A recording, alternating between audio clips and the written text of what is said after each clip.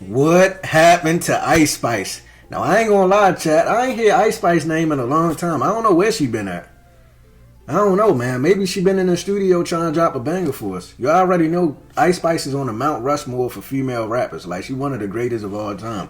I'm not even trolling. Like, she did ass, like, her flow is impeccable. Like, she rap about shit we never even heard of before. Like, her flow is so crazy. Y'all gotta listen to Ice Spice. I'm telling y'all, like, she one of the greatest. You gotta really listen to the shit, because some people just like to hate on Ice Spice just for the fun of it. They be saying people on the internet hate on her, saying that shit, she use the same flow and she say the same words. When in all actuality, they just hating. That's gonna be real. But we about to get to the video. If y'all new to the channel, make sure y'all smash that like button for your boy. Let's get it, man. Let's find out where Ice Spice been at, man. Now, if you've paid attention to the music industry long enough, you've probably seen a story that goes something like this. Someone appears out of nowhere. One song, one moment, one viral clip, and suddenly, they're everywhere. Their name is going viral online, their face is next to every major artist, and then just as quickly as it all started, the noise dies down. Ice Spice was that story. Born Isis Gaston on January 1st, 2000, in the Bronx, New York, Ice Spice went from working as a cashier at Wendy's and folding clothes at The Gap to performing alongside Taylor Swift and landing a record on the Barbie soundtrack. All of that happened within roughly 2 years, but looking back now, the question was never really whether she could rise, because she did get it popping and she did eventually become a success. The question was always whether any of it was built to last. She attended Sacred Heart High School in Yonkers before enrolling at the State University of New York at Purchase, where she studied communications and played volleyball. By her sophomore year, she had dropped out, and then she went back to the Bronx, took on a range of jobs to support herself, and became the primary figure in the lives of her younger siblings, the eldest of 5. Music had always been something she gravitated towards, and college was where she began to take it more seriously. It was in college that she met Ephraim Lewis Lopez Jr., known in the music industry as Riot, a producer with real ties to the music industry through his father, DJ Enough, a Brooklyn-born DJ and radio personality who had been working at Hot 97 since 1998, and that connection, of course, mattered. Because Riot wasn't just talented, he had proximity to the industry in a way most independent producers didn't, okay? So he was the plug for sure. The two of them built a tight working relationship that would become the foundation of everything that followed. In March 2021, Ice Spice released her debut track, Bully Freestyle. A video of her participating in the viral Busted Challenge then gained traction on Twitter and put her name in circulation for the first time. She followed that up with a few other records that gained traction on SoundCloud, which took her to the next major step. And that came on August 10th, 2022, when she dropped the song Munch. Munch was distributed by Worldstar Hip Hop and quickly went viral on social media. Within weeks, Ice Spice had become one of the most talked about new artists on the internet. Not just because of the song, but because of a single line within it. You thought I was feeling you? That nigga Munch. That line became a soundbite. Millions of people used it in their TikTok videos. All the biggest hip-hop platforms started posting about her. Her streams surged. And Drake also hopped in them DMs on Instagram, of course. That Munch and your... hold on. That Munch and your On The Radar freestyle hard as fuck. I'm gonna play him on our radio show. Man, Drake was just trying to fuck. He ain't fucking nobody. He ain't give a damn. I remember Ice Spice. Drake was following Ice Spice at one point. I heard about, and then he just unfollowed her. They were seen with each other. It was something like that. Man, Drake ain't fooling nobody, man. I ain't gonna lie. I heard that line so much, like I started to like get irritated. You thought I was feeling you, that nigga Munch. That song is probably the most overrated song I ever heard in my life. That shit is so trash. I ain't like that song. I'm not gonna lie. That shit was garbage. I can't cap. Well, let's continue. 1 month later, in September 2022, she signed a record deal with 10K Project under the umbrella of Capitol Records, and now the industry machine had officially taken notice and invested in her. At this point, she wasn't just a viral moment anymore. She had the backing, the marketing budget, and the infrastructure most artists spend years trying to access. But she was still largely unknown on a personal level, a name with a face but not yet a personality. People recognized her instantly, especially for the bright orange curls that became a part of her image, but they didn't really know her. That changed when she appeared on a stream with Kai Cenat, an hour-long stream that gave the public something they hadn't had yet, a sense of who she actually was. She came across as easygoing, likable, approachable, the kind of person people felt comfortable rooting for. That stream was more valuable than any press run she could have done at the time. And then after that, she performed at Rolling Loud, which became one of the most scrutinized moments of her early career. People criticized the stage presence and said that it wasn't there, and that the performance was rough. But given how new she was, and how fast she new to the game. God damn, y'all some harsh critics, ain't y'all? She brand new into the game and y'all already judging her stage presence? Like, she ain't gonna be a veteran. She just getting in this motherfucker. I see why people quit music so early. Y'all.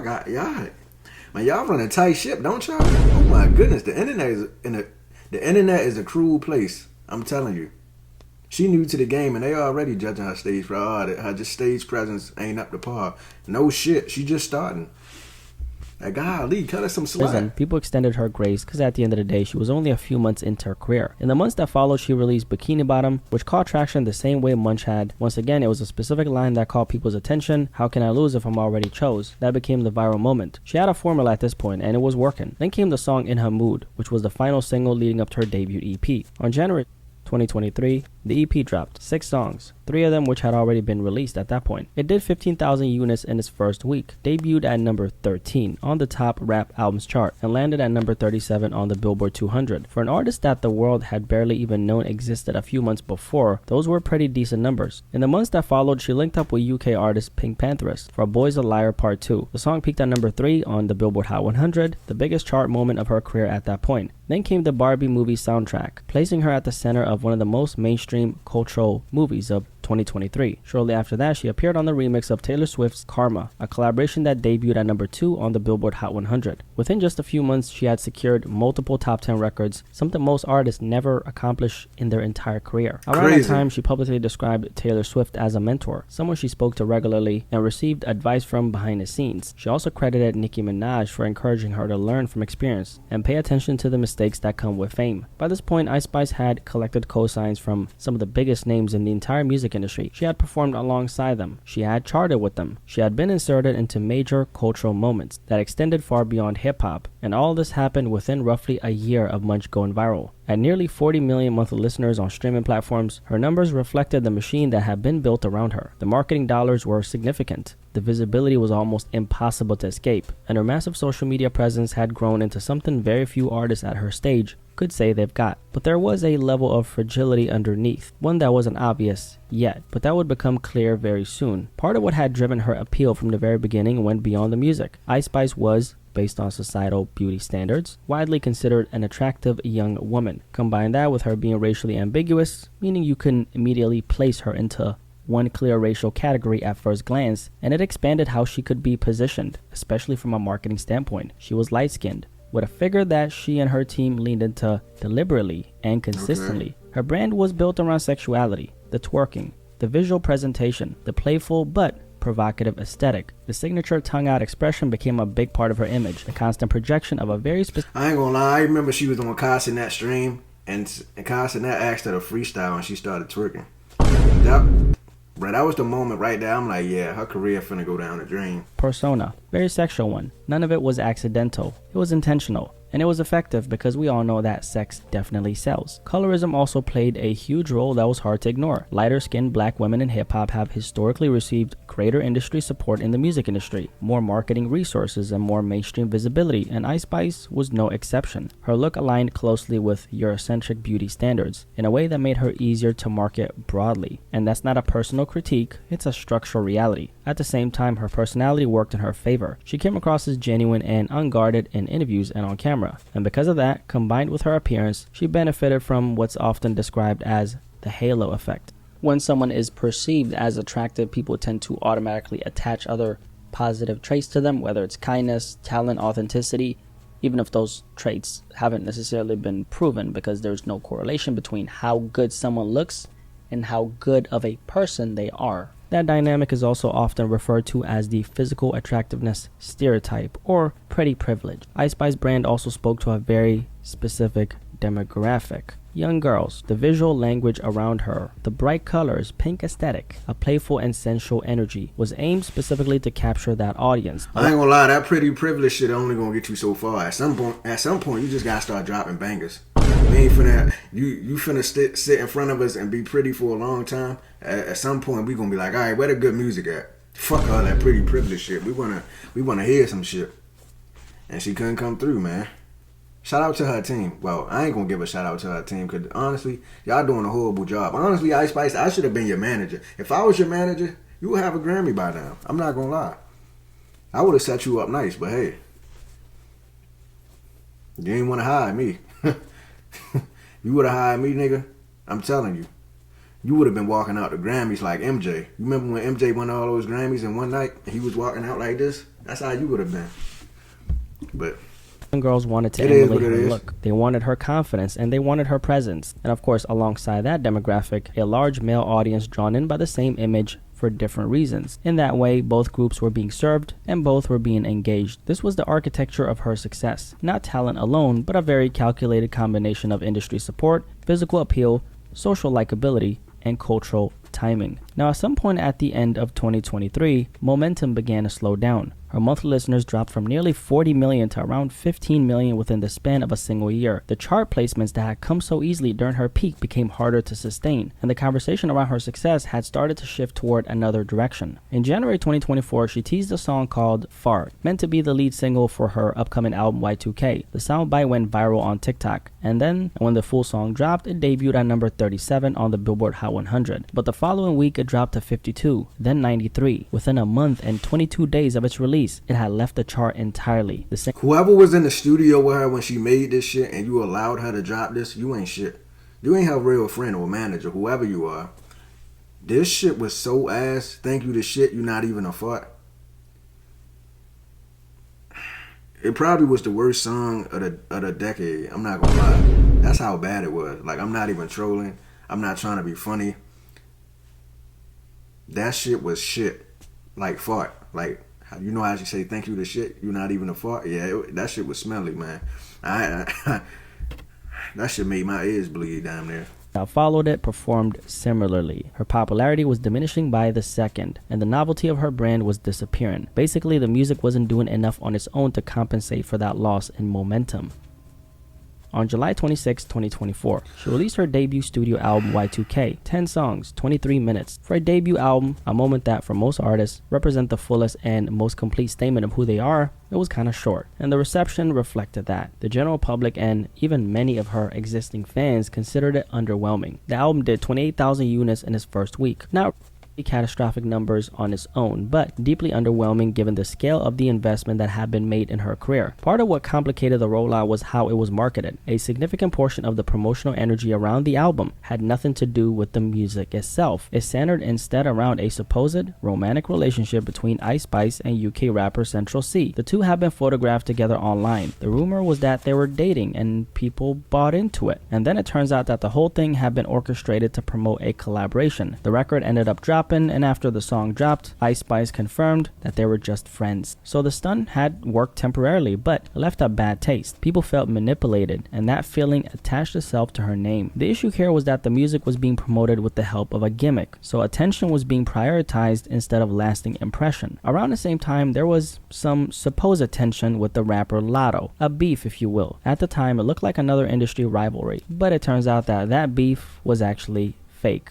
What made me want to squash it? It wasn't no real beef to begin with, to be honest. Which raises a fair question. If it wasn't real, They was then what bull exactly jobbing? was it? Because manufactured Man. conflict has long been a tool in the music industry to generate engagement and headlines. And then there was a situation with Nicki Minaj, someone who had really supported Ice Spice and collaborated with her early on. However, after leaked messages surfaced, in which Ice Spice appeared to refer to Nicki as ungrateful and delusional, the dynamic between them seemed to shift publicly. All these controversies disconnected from the music, the stage tension, the spectacle around the brand, the headlines, the public shifts, all of it started to stack up. And over time, it chipped away at the authenticity that had made her likable in the first place. Then came the personal controversies. A former friend and fellow rapper named Baby Storm had already surfaced with critical stories about Ice Spice's character behind the scenes, and that was followed by more detailed and more damaging stories from Cleo Trappa, another close friend who had traveled with Ice Spice on tour. She described being made to carry her own bags while on the road, being denied a separate dressing room, and being refused the cost of a chicken salad by Ice Spice's team when she asked for food. She described feeling like a second-class citizen. God damn, Ice Spice, you was starving folks. Golly, man.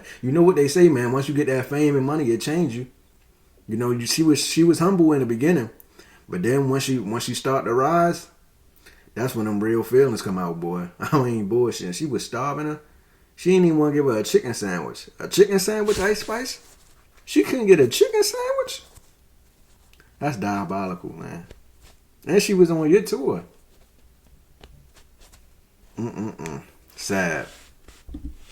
hated rather than respected. She said she became convinced that Ice Spice didn't just dislike her, but actively hated her. Now, these stories mattered in a very specific way. Ice Spice's public identity had been built in large part on the idea that she was a girl's girl, a woman who uplifted other women, who was genuine and down to earth despite her fame. That image was one of the primary reasons her female fanbase was so loyal. However, the allegations from Cleotrapa directly dismantled that image, and once the halo effect begins to crack, which it tends to crack pretty quickly, the warmth people had projected onto her began to disappear, and what was left was a less flattering picture. On top of that, her physical appearance had changed noticeably. She had lost a significant amount of weight,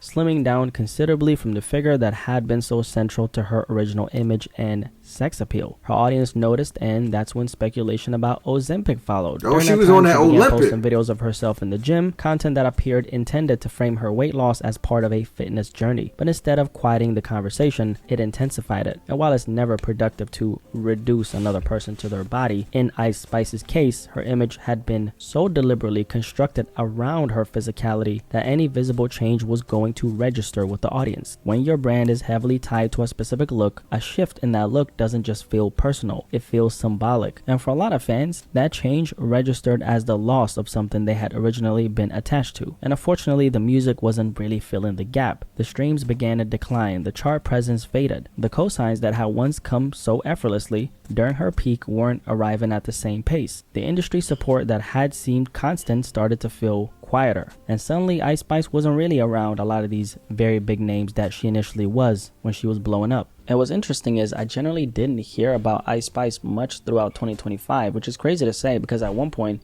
she felt unavoidable. It almost felt like the algorithm was deliberately placing her in front of everyone's face. I actually had to go out of my way to look up what she was doing now. In 2025, she released just 2 solo tracks, one tied to the SpongeBob movie, which she was reportedly cast in, and another collaboration with rapper Latto. Outside of that, she was in an H&M campaign this year, and she eventually addressed the weight loss speculation, saying it was connected to depression. Looking back on the story of Ice Spice, I wouldn't really call it a failure. I mean, it looks like she's still getting some type of money, and she did reach a pretty high level of success in a relatively short amount of time. What I would say is that she was never positioned for longevity in the traditional mainstream sense. Gimmicky. From a label perspective, the objective seemed pretty clear. Build a brand lucrative enough to exist beyond album cycles. Turn that name into a commercial entity, so they can then use that brand and make money through sponsorships, partnerships, visibility. In that sense, the mission worked. Ice Spice's name reached a level of recognition where she wasn't going to disappear overnight, regardless of what the charts said. But the music, the thing that was supposed to sit at the center, often fell secondary, and that order of priority showed. The image came first. The music was built around that image. And when an audience becomes attached primarily to an image, a persona, a moment, the high is almost always temporary. What sustains careers over time is something deeper, an emotional connection between the artist and the audience. That connection is of course built through music that holds weight, through authenticity that survives shifts, through an identity that doesn't depend on maintaining one specific version of yourself. Ice Spice came close to that. People did like her. People rooted for her. But the foundation wasn't strong enough to carry the momentum once the machine stepped back. And that's the part that a lot of people don't talk about. When the industry support cools off, an artist is left with whatever foundation they actually built. At that point, image alone can't carry you. Anyway, have you been paying attention to Ice Spice? I'm curious what you guys have to say. Drop a like. To be honest, no, sir. I haven't been paying attention. But Ice Spice, I'm telling you, I can get you back in the game. Just hit me up and I'll become your manager, and we're going to take off like a rocket. I'm letting you know. I'm telling you. I'm going to get you back in the game. We're going to be winning Grammys. We're going to be plastered all over New York City, Times Square. We're going to have the biggest rap album in women's rap history. I'm telling you, man, just hit me up. I'm telling you, I got all the answers. Yeah, man, 2026 will be your year. All you got to do is email me. We can get you back in the studio. We enough with all that gimmicky stuff. We gonna have you making some real music. We gonna get, you know what I'm saying? We gonna get you a ghostwriter. You know what I'm saying? I bet you wasn't using that, cause ain't no way a ghostwriter told you to write thank you to shit you ain't even a fuck. So I'm pretty sure that's some shit you made up. But we about to get out of here. If y'all enjoyed that reaction video, make sure y'all like, share, and subscribe. Shout out to Ice Spice, man. Shout out to yeah, shout out to Ice, man. Keep doing your thing. And yeah, like, you ever want to get back in the music industry, holla at your boy. I'm out of here, man.